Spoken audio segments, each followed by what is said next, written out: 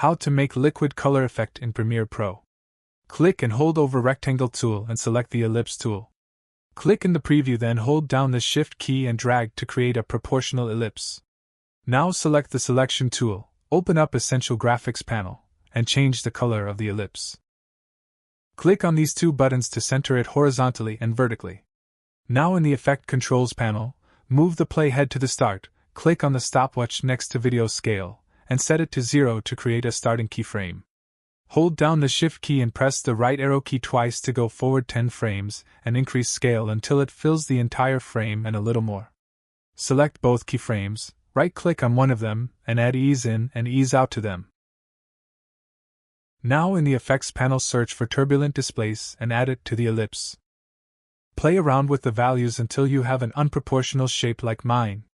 Now we have it, but we can add more ellipses to make it look better. Move the playhead to the start, then go forward 10 frames and add a cut. Hold down the Alt key and drag the first cut to create some duplicates from it, and position them after each other in above tracks. Increase the size of all the cuts to match the bottom layer. Now select each layer and in the Essential Graphics panel select the Shape layer and change the fill color to another color you like. And now we have this nice colorful effect.